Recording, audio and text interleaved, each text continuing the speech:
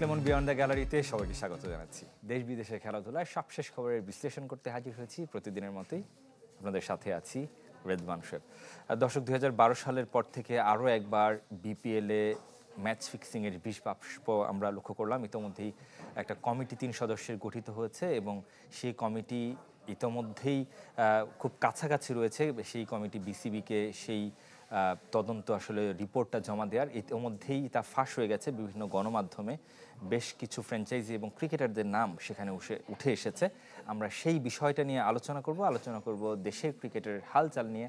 আমাদের সাথে সেই আলোচনায় আছেন জাতীয় দলের সাবেক অধিনায়ক এবং একই সঙ্গে বিপিএল টেকনিক্যাল কমিটির প্রধান ছিলেন তিনি রকিবুল হাসান, সবার প্রিয় মুখ এবং সবাই থেকে চেনেন। রকিবুল ভাই, আপনাকে স্বাগত আমাদের এই আজকের আলোচনা। যেটা বলছিলাম, বিপিএল দিয়ে একটু শুরু করতে চাই। ইতোমধ্যেই অ্যালেক্স মার্শালের মতো দুর্নীতি দমন বিশেষজ্ঞর মতো লোকজন বাংলাদেশে ইতিমধ্যে এসে পৌঁছেছেন এবং আপনার কাছে কি মনে হয় তিনি কতটা ইফেক্টিভ হতে পারেন বাংলাদেশের এই ফিক্সিংয়ে জড়িতদের ক্ষেত্রে বা তাদের অনুসন্ধানে? ধন্যবাদ আপনাকে। দেখেন, এই ফিক্সিংটায় পুরো ক্রিকেটটাকে কলঙ্কিত করছে, শুধু আমাদের দেশে না, সব দেশে। এবং আমরা যত স্লোগান দিই, আইসিসি স্লোগান দিয়েছে কিপ ক্রিকেট ক্লিন, অনেক কিছু, তারপরে এটা হচ্ছে। তবে এখানে একটা জিনিস ক্ল্যারিফাই করে দেওয়া উচিত, ফিক্সিং অ্যান্ড বেটিং দুইটা কিন্তু সেপারেট জিনিস।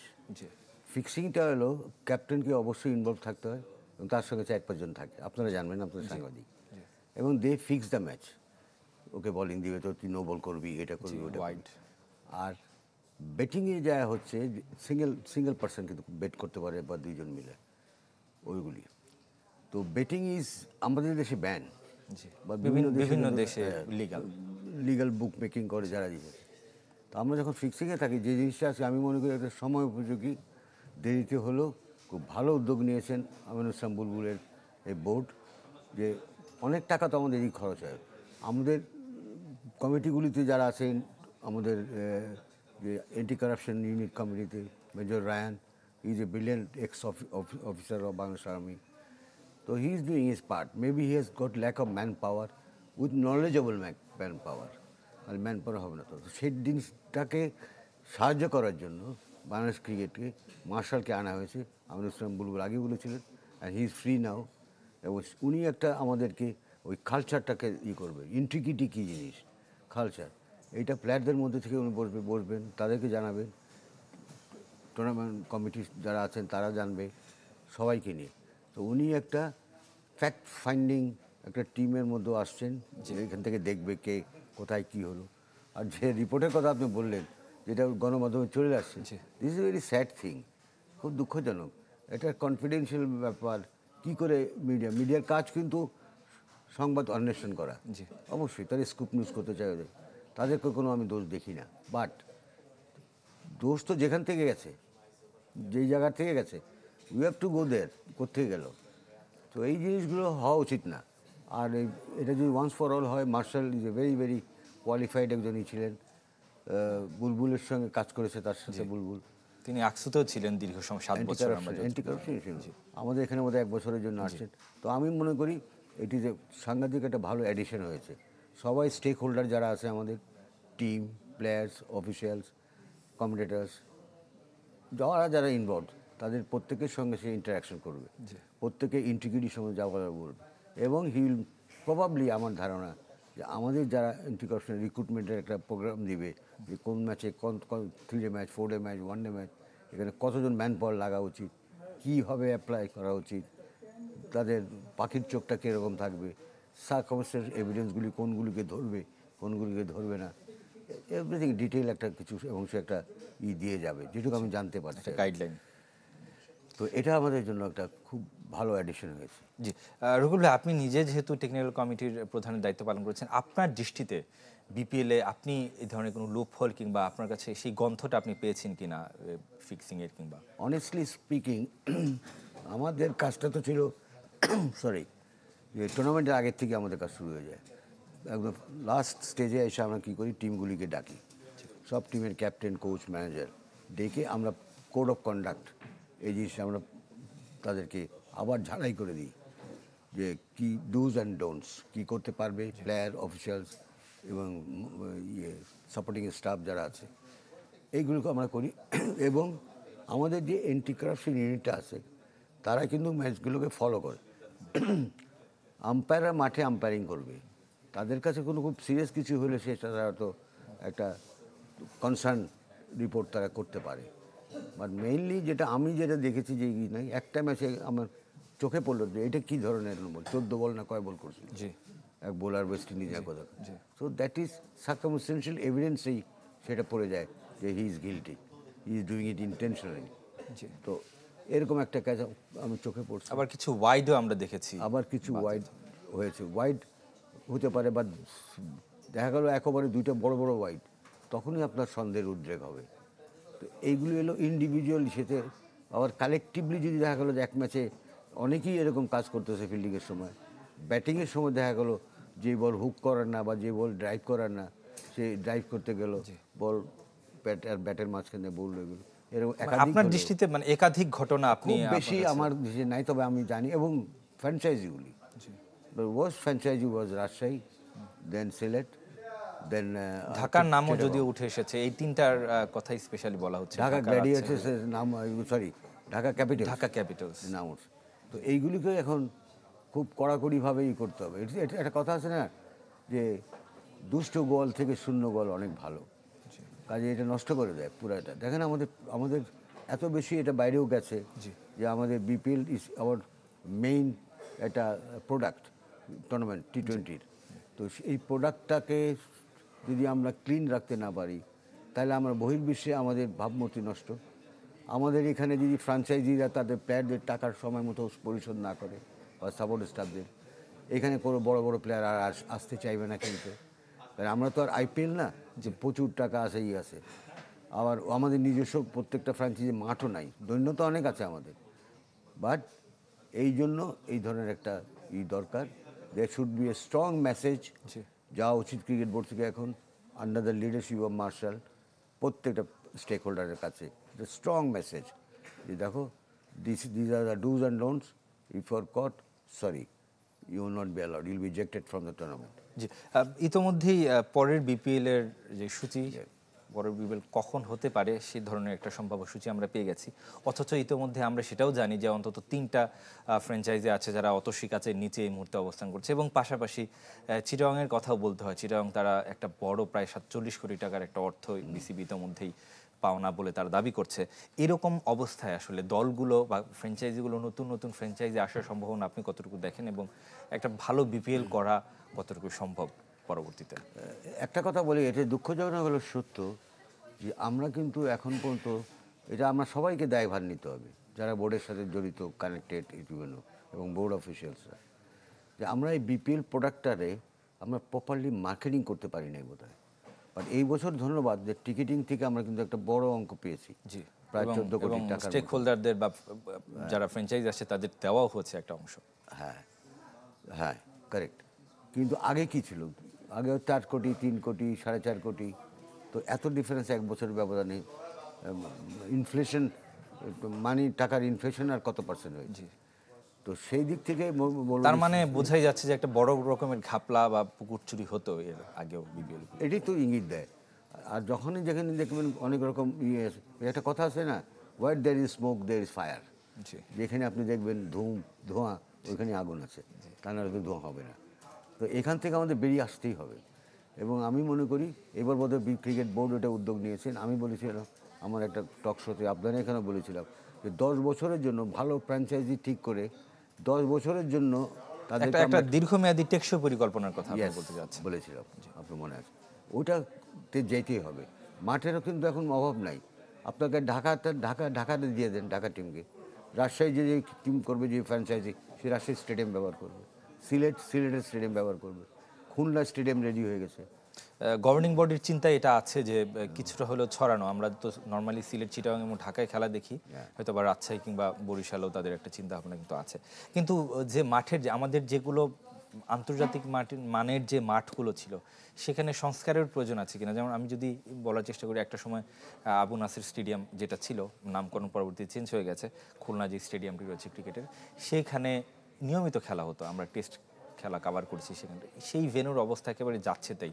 তো যে মাঠগুলো আছে সেগুলোই ঠিকমতো সংরক্ষিত কিংবা সংস্কার হচ্ছে না।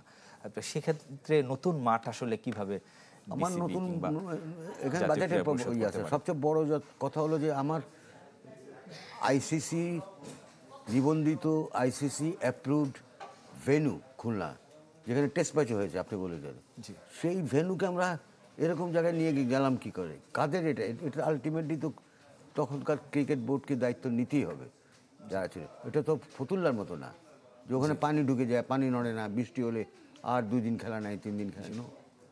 ওখানে তো এইগুলিকে তো আমাদের ঠিক করতেই হবে। আপনি একটা নতুন স্টেডিয়াম, নতুন গ্রাউন্ড, আর ফ্র্যাঞ্চাইজিতে তো ওপেন গ্রাউন্ডে খেলাতে পারবেন না, আপনি ওদের গ্যালারি রাখবে। You have to generate fund, sponsor থেকে ফান্ড আসবে, গেট মানি থেকে আসবে। তো 10 বছর করে দিয়ে প্রত্যেকটা টিমকে পার্মানেন্ট 10 বছর করে একটা মাঠ দিয়ে দেওয়া হবে। একটা কন্ডিশন দিবে, আপনার একটা একাডেমি করতে হবে, তাহলে মাঠ পাবেন। তারা করবে আমি জানি। এবং একই সঙ্গে শেয়ার, তাদের খেলারগুলো গেট মানে হোম ম্যাচে সেই শেয়ারটা একটা পাবে, সেটা মেজর শেয়ার পাইলো। অন্য টিম চিটংয়ের মাঠে খেলা হয়েছে, ওটা থেকে একটা গেট মানি শেয়ার পাবে। তো there has to be some incentive ফ্র্যাঞ্চাইজিদের জন্য। এবং ফ্র্যাঞ্চাইজিদেরকে এবার শুনছি বিসিবি বোধহয় আউটসোর্স করছেন এটাকে, ম্যানেজমেন্টটাকে। এবং আউটসোর্স করলে আমার মনে হয় না এটা খুব খারাপ, খুব ভালোই হবে এটা। কারণ যারা আউটসোর্স করবেন, কিনবেন, রাইটসটা কিনবেন মার্কেটিংয়ের, তারা তো ডেফিনেটলি তাদের লাভটাও চিন্তা করবে। ক্রিকেট বোর্ডও তার দিক থেকে ওই জিনিসগুলো দেখবে। এক্স্যাক্টলি। রুহুল ভাই, আমরা একটু জাতীয় দল নিয়ে আলোচনা করতে চাই। বাংলাদেশ দল এই মুহূর্তে সিলেটে অবস্থান করছে। সিলেটেই ক্যাম্প, এশিয়া কাপকে সামনে রেখে। তার আগে নেদারল্যান্ডসের বিপক্ষে 3টা প্রস্তুতি ম্যাচ খেলবে। আমরা তাদের অবস্থাটা নিয়ে আলোচনা করতে চাই। সেখানে প্রস্তুতিটা কতটুকু হেল্পফুল হবে এশিয়া কাপের জন্য? আমাদের এই সিরিজটা 3টা ম্যাচ তো খেলবে নেদারল্যান্ড, যেটা আমরা বলি Holland Netherland. They are a very good side. তারা কিন্তু টেস্ট প্লেইং কান্ট্রি এবং তারা প্রচুর খেলা খেলে ইউরোপে, ইংল্যান্ডে, এটা। এবং তাদের প্লেয়াররাও কিন্তু প্রফেশনাল ক্রিকেট খেলে রেগুলার বেসিস। তো এবং যেহেতু T20, এটা উন্মুক্ত খেলা, ইটস এ পাওয়ার হিটিং, ওই দিক থেকে তাদের স্বাস্থ্যগত দিক থেকে চিন্তা করলে কিন্তু they will be very strong. আমি আগে ওদের কথাটাই বলছি। কিন্তু ওদের একটা জায়গায় ওদেরকে আমরা ধরতে পারবো, সেটা হলো যে আমাদের we got quality bowlers, spinners, আমাদের স্পিনার্স। কারণ এই ইংল্যান্ড প্লেয়ার, কিন্তু সিলেটের উইকেট আমরা যতটুকু জানি সেখানে খুব বেশি স্পিনারদের খুব একটা নিয়ন্ত্রণ থাকে না যতটুকু জানি। থাকে না, বাট আমি যখন হোম সিরিজ খেলবো আমি থাকাবো। কিন্তু আপনি একটা প্রস্তুতি ম্যাচ, একটা এশিয়া কাপের মতো একটা আসর আপনি অংশ নিতে যাচ্ছেন, সেখানে সেই ধরনের আবহ তৈরি করাই কি উচিত না? অ্যাবসলিউটলি, আপনার সঙ্গে আমি 100% সহমত পোষণ করি। আমাদের ওই শাক দিয়ে মাছ ঢাকার কোনো সময় নেই এখন। আমরা এবং আমরা স্ট্যান্ডার্ড পাকিস্তানের বিপক্ষে শেষ ম্যাচটাতে যেটা দেখেছি যে একেবারে ইভেন উইকেট ছিল, সেখানে বাংলাদেশ সেকেন্ডটাও ভালো ছিল, থার্ডটাও ভালো ছিল, প্রথমটাতে একটু ঝামেলা হয়ে গেছিলো। তো সেই দিক থেকে চিন্তা করলে যে আমাদের কিন্তু একটা স্ট্রং টিম আছে এবার, আমাদের যারা খেলবে তারা অলরেডি প্রমাণ করেছে। এবং অনেকে একটু ঘাবড়াচ্ছে বা শঙ্কা প্রকাশ করে বাংলাদেশ ক্রিকেট নিয়ে, যে আজকে পঞ্চপাণ্ডব নাই, এরা কী করবে। আপনি দেখেন 360 ডিগ্রি প্লেয়ার আমার একটা দেখান, is Shamim Patwari. He is the man. Shamim Patwari এবং জাকের আলী, এই জায়গায় এলো মেধার প্রশ্ন আসবে টিম ম্যানেজমেন্টের। কোচ, ক্যাপ্টেন কী করে, খেলা 20 ওভারের, হ্যাঁ 6টা ওভারের আমার পাওয়ার প্লে। আমার এই 2টা স্ট্রাইকিং ব্যাটসম্যান, এদেরকে আমি কত নাম্বারে রাখবো? আমি মনে করি they should bat at 5 and 6। জি, সেটা ঠিক আছে, কিন্তু এখন ধারাবাহিকতার যে জায়গাটা আমি রুকুল ভাই একটু বলার চেষ্টা করি। আপনি যে দুজনের নাম বলছিলেন তাদের ক্যালিবার নিয়ে কোনো সন্দেহ নেই, তারা বিভিন্ন সময় আমরা ম্যাচ উইনিং পারফরমেন্সও তাদের কাছে দেখেছি। কিন্তু ধারাবাহিক বলতে যেটা বোঝায়, শামীম পাটোয়ারি বলুন, জাকের আলী বলুন, কিংবা আমাদের যারা ওপেনার রয়েছেন, কেউ একজন একটা ম্যাচে ভালো করছেন, পরের ম্যাচে তিনি ফ্লপ করছেন, হয়তো বা অন্য আরেকজন প্লেয়ার তারা ভালো করছেন। এইখান থেকে তো আমাদের বের হয়ে আসাটা খুব বেশি ইম্পর্টেন্ট। যেহেতু T20 খেলা, তো T20-তে আপনার যে কোনো একজনের পারফর্ম করলেই, হ্যাঁ, আপনি ডেড বল খেলতে পারবেন না। আপনাকে সারাক্ষণ মাইন্ড বগলিং করে, হাজার সিঙ্গেল দিতে হবে না, পাওয়ার পেয়ে যায়। 6 ওভারে তো আরও বেশি অ্যাটাকিং হয়, তখন উইকেট পড়তেই পারে। তো এইটাকে সঙ্গে নিয়েই, এটাকে ধারণায় নিয়েই কিন্তু খেলতে হবে। তো এই জন্যই আমি বললাম উন্মুক্ত খেলা, এটাকে বলা হয় ওপেন গেম। এখানে কোনো ডিফারেন্সটা বড় দল আর ছোটো দলের সাথে খুব কম থাকে, কারণ এটাকে বলে 20 ওভার স্লগ। তো তো সেই দিক থেকে চিন্তা করলে আমাদের টিম খুব ভালো শেপে আছে এখন। দে ওয়ান এগেন্স্ট পাকিস্তান, দে ওয়ান শ্রীলঙ্কা। শ্রীলঙ্কা বাইরে খেলে যদিও তার আগে আবার আরব আমিরাতের বিপক্ষে সিরিজ হেরে এসেছিল। এটা হবে, হার জিতে সে ব্যাপার নেই। বাস যেখানে যাচ্ছে খেলতে আবুধাবিতে, আমাদের সব খেলা বোধ আবুধাবিতে, জি। ওইখানে কিন্তু it will be very good hard and fast wicket. মোটামুটি ball will come on to the bat. গরমটা আমাকে একটু কাহিল করবে, বাট স্ট্রোক মেকার যারা স্ট্রোক মেকিং করে ব্যাটারদের জন্য it's a lovely wicket to play. ওখানে দেখবেন 250 রান হয়ে যায় অ্যাভারেজ প্রত্যেকটা ম্যাচে। তো আমাদের স্পিনাররা, বিশেষ করে আমি তো আশাবাদী যে ওকে যাচ্ছে আপনার আমাদের যে লেগ স্পিনার রিশাদ হোসেন। রিশাদ এখনো পর্যন্ত প্রাথমিক স্কোয়াড যেহেতু দিয়েছে, চূড়ান্ত স্কোয়াড যেহেতু দেয়নি, সেই স্কোয়াডে রিশাদ আছে। কারণ Rishad can B a very ideal bowler. মানে হার্ড উইকেট থাকলে রিশাদ ইজ টল, তো উপর থেকে অনিল কুম্বলে টাইপের বোলার, তো ওই বলগুলো উপরের দিকে আসবে। এবং পিএসএল এ তিনি নিজেকে যথেষ্ট পরিমাণে প্রমাণে সক্ষম হয়েছেন। আরেকটা বিষয় একটু জানতে চাই, বাংলাদেশ দলের জুলিয়ান উড তিনি এসেছেন। আমাদের এক ধরনের কিছু বিষয় আমাদের তো দুর্বলতা থাকেই, আমরা সেই স্ট্রাইকটা রোটেট করে খেলতে পারি না। স্পেশালি টি-20-র কথা যদি বলি, সেখানে হার্ড হিটিং ব্যাটারের একটা অভাব তো আমাদের মধ্যে আছেই। পাশাপাশি আমাদের পাওয়ার প্লেতে অন্যান্য দল যেখানে একটা ভালো স্কোর থাকে, 10 করে 11 করে রান নেয়, সেখানে আমাদের হয়তো বা 40-45-এর মধ্যে থাকে বা 50-এর মধ্যে থাকে। সেখান থেকে বেরিয়ে আসার ক্ষেত্রে জুলিয়ান উড কতটা হেল্পফুল হতে পারে? হিল বি ভেরি, সে নিজেকে প্রমাণ করেছে সে বিভিন্ন দেশে। Say it's a biomechanics. আজকাল ক্রিকেট সব কিছু সায়েন্টিফিক হয়ে গেছে। আপনি একটা ক্রিকেট প্লেয়ার হলে আপনি হয়তো 5টা শট খেলতে পারেন, কিন্তু আপনাকে একটা শট বেছে নিতে হবে যে কোনটা আপনি কমফোর্টেবল। সে আমি স্কোয়ার কাট কমফোর্টেবল, হ্যাঁ, I need shoulder, I need wrist, I need my power, I need আর্মে। কাজে ওইটাই উপরে সে এই ড্রিলটা করাবে। যেই প্লেয়ারে যেটা, কেউ আছে যে পুল খেলতে ভালোবাসছে, হুক খেলতে ভালো, তাকে দেন হি নিড স্ট্রেংথ হেয়ার। এই স্ট্রেন্থেনিং, মাসল স্ট্রেন করা।